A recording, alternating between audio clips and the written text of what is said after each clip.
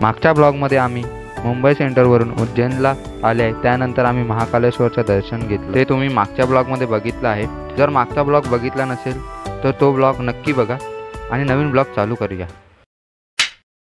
पुन्हा एकदा स्वागत आहे तुमचं MKH ब्लॉगमध्ये।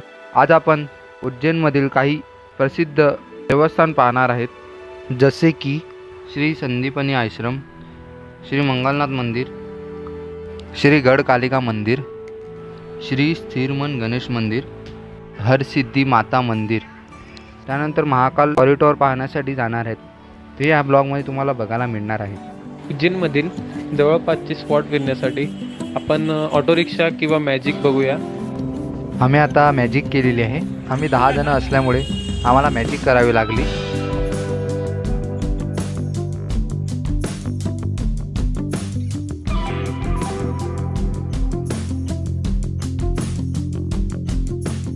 आता संदीपनी आश्रम येथे आलेला आहे। आता इथे बघूया काय काय आहे ते दाखवते तुम्हाला।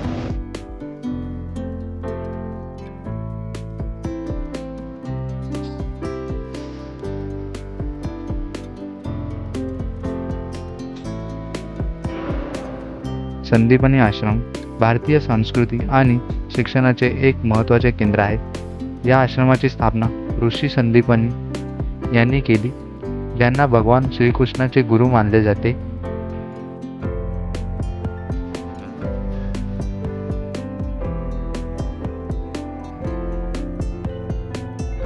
येथे भगवान श्रीकृष्ण आणि त्यांचा भाऊ बलराम यांनी शिक्षण घेतले। त्याचबरोबर त्यांना वेद, उपनिषद आणि भारतीय संस्कृतीविषयी शिक्षण दिले जात असे।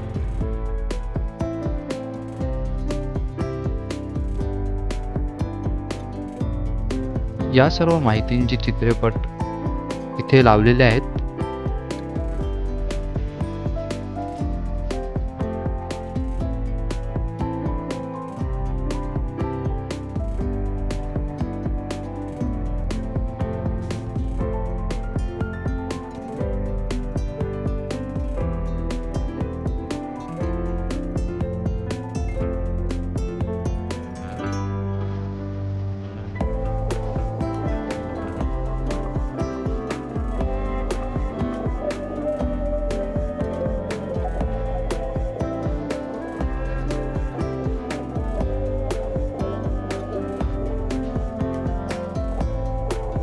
आता आमचा पहिला स्पॉट विजिट करून झालेला आहे, दुसऱ्या स्पॉट्सकडे जात आहेत।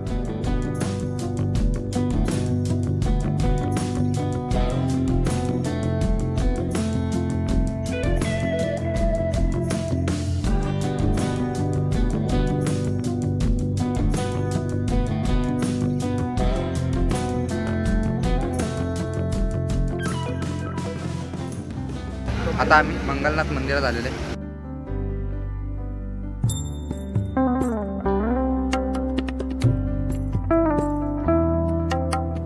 श्री मंगलनाथ मंदिर उज्जैनमधील स्थिर एक प्रसिद्ध धार्मिक स्थळ आहे। मंदिराची रचना अद्वितीय आहे, ज्यामध्ये प्राचीन भारतीय स्थापत्य कलेचे दर्शन होते। हे मंदिर भगवान मंगलनाथाला समर्पित आहे, जो मंगल ग्रहाचा देवता मानला जातो।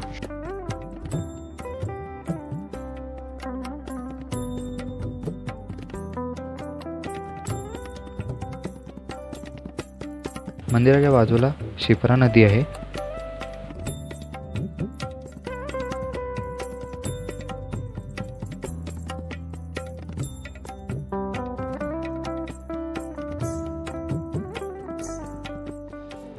आमचा आता दुसरा स्पॉट सुद्धा व्हिजिट करून झालेला आहे। आता तिसऱ्या स्पॉट्सकडे वळूया। आम्ही फिरण्यासाठी मॅजिक केलेली आहे, तुम्ही पण मॅजिक करू शकता। ते आपल्याला प्रॉपर व्हिजिट करून देतात।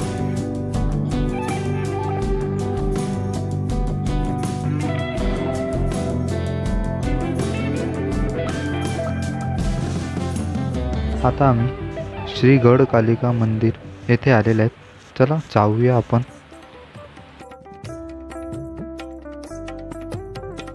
मंदिराची ऐतिहासिक पार्श्वभूमी प्राचीन आहे। असे मानले जाते की देवी गढ़कालिका येथे भगवान शिव आणि देवी पार्वतीच्या भक्तांसाठी प्रकट झाली होती। स्थानिक कथेनुसार देवीने राक्षसांवर विजय मिळवला आणि भक्तांना संरक्षण प्रदान केले। आता आमचा तिसरा स्पॉटसुद्धा व्हिजिट करून झालेला आहे. आता चौथ्या स्पॉट्सकडे जाऊया. आता आपण श्री स्थिरमन गणेश मंदिर येथे आलेलं आहे. हे मंदिर भगवान गणेशाला समर्पित असून येथे भक्तांना विशेषतः समर्पण, भक्ती आणि सुख शांती मिळवण्यासाठी भक्त येथे येत असतात.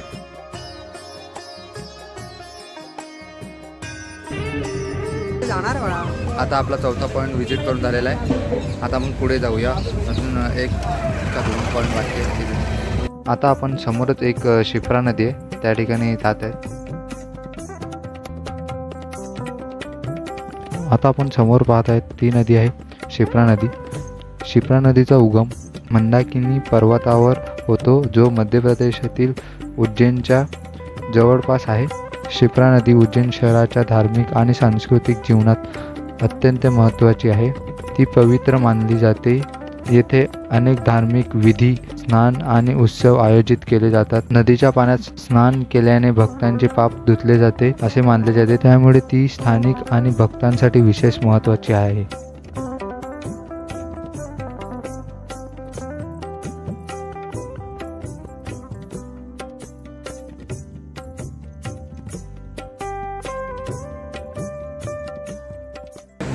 आता आम्ही हरसिद्धी माताच्या मंदिरात चाललेलं आहे. चला जाऊया आपण. आता आपण मंदिरापाशी पोहोचलेले आहेत. आता आपण मंदिराच्या आवारात आलेले आहेत. हरसिद्धी माता मंदिराची कथा देवी दुर्गेशी संबंधित आहे. कथेनुसार भगवान शिव आणि माता पार्वतीच्या कथेतील अनेक प्रसंगामध्ये हरसिद्धी माता एक शक्तिशाली देवी मानली जाते. ती भक्तांच्या भक्तिभावाने प्रसन्न होते. आता थोड्याच वेळात आरती सुद्धा चालू होणार आहे.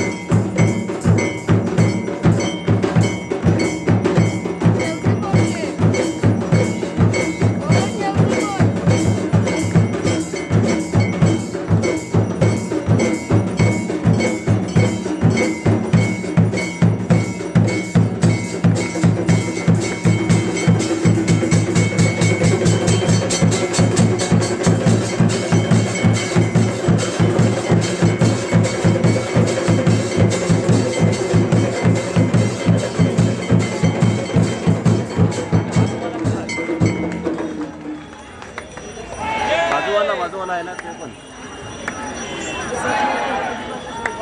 तोडला ना तो बाजूवाला आहे.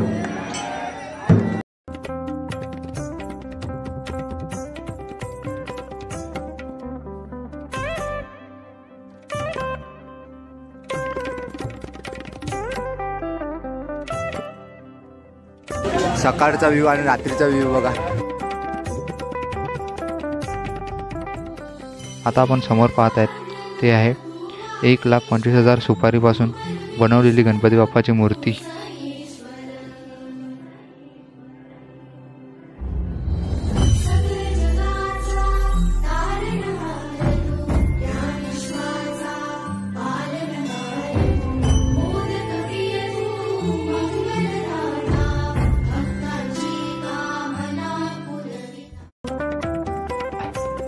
आता आम्ही महाकाल लोक कॉरिडॉरमध्ये जात आहेत.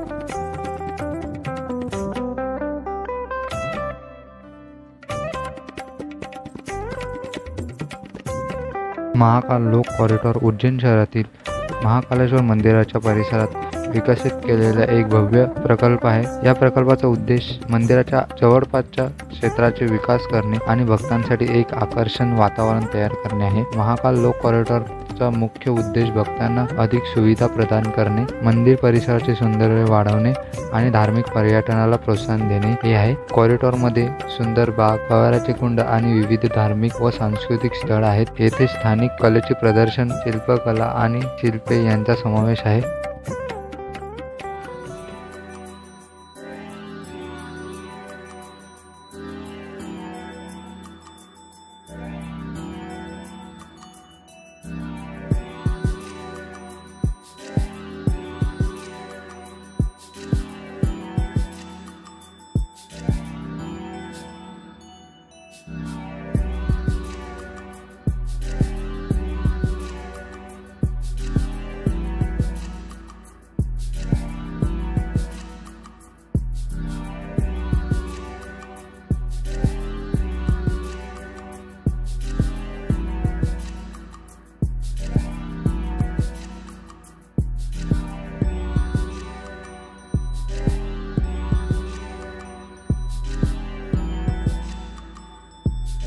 आता आम्ही अर्ध्यापेक्षा जास्त तरी विजिट केलेलं आहे, ते तुम्ही बघितलंच असेल. आता पुढे बघूया अजून काही आहे का. आता आमचे स्पॉट्स विजिट करून झालेले आहेत. आता आम्ही निघालेले आहेत जेवायला. जेवण करतात आणि मग झोपूया. बघूया, जेवण दाखवतो तुम्हाला. प्रवीणचं पराठा आणि लोणचं.